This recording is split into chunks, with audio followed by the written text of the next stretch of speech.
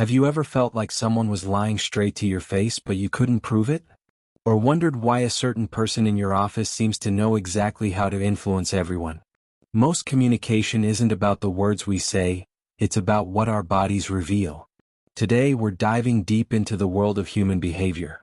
I'm going to share 5 advanced psychological tricks that will allow you to read anyone instantly, from their hidden emotions to their true intentions.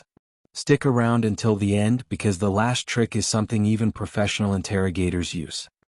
Trick 1. The laughter secret and group dynamics. Let's start with social groups. Imagine you're at a party or a business lunch.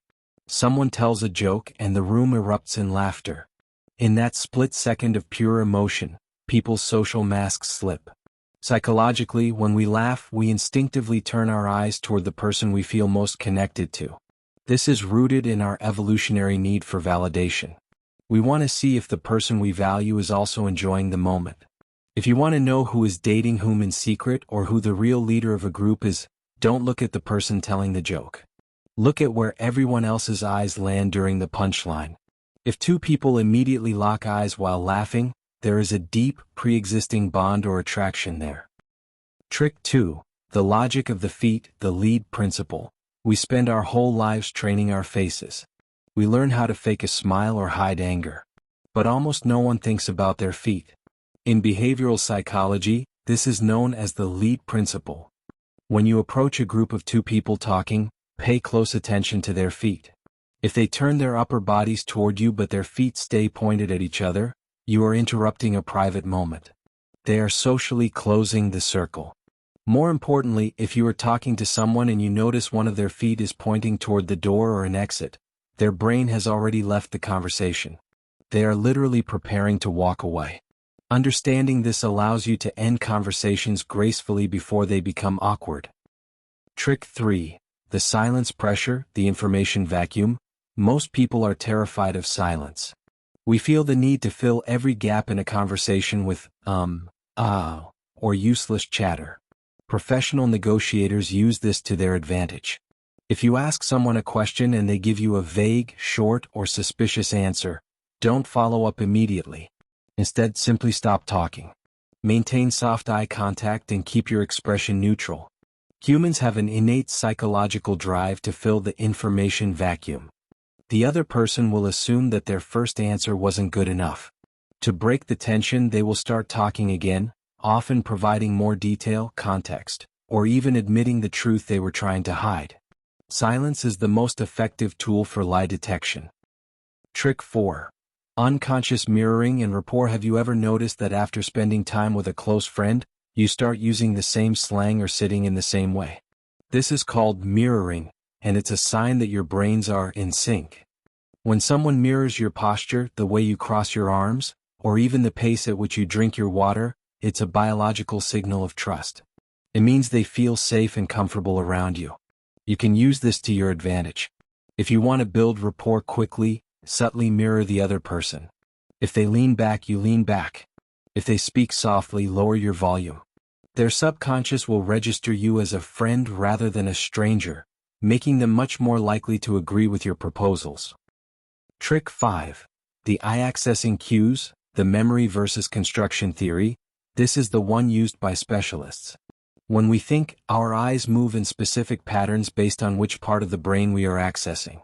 Generally, for a right-handed person, looking up and to their left indicates they are accessing a visual memory, something they have actually seen. Looking up and to their right indicates visual construction. They are literally building an image that doesn't exist yet.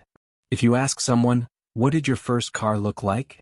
and they look up and right, they might be making it up. However, be careful. This isn't a 100% lie detector on its own, as some people are wired differently, but as a general rule of thumb, it's a powerful indicator of whether a person is remembering the past or imagining a new reality. Trick 6. The false choice, the illusion of control. In psychology, this is known as double bind or choice architecture. If you want someone to do something, don't ask them if they want to do it. Instead, give them 2 options that both lead to your desired result. For example, instead of asking a client, "Do you want to have a meeting?" ask them, Would Tuesday at 10 a.m. or Wednesday at 2 p.m. work better for you? By focusing their brain on choosing between two times, you bypass the part of their mind that would say no to the meeting itself. People love feeling like they are in control, even when you are the one driving the car. Trick 7. The eyebrow flash, the recognition signal.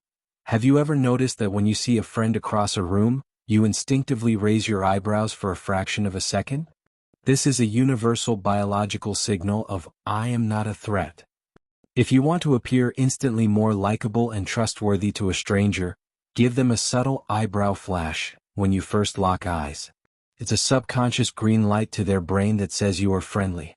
On the other hand, if you meet someone and they don't flash their eyebrows or they lower them, their brain is in a defensive or judgmental state. You can read a person's openness to you before a single word is spoken. Trick 8. The power of proximity, the intrusion test.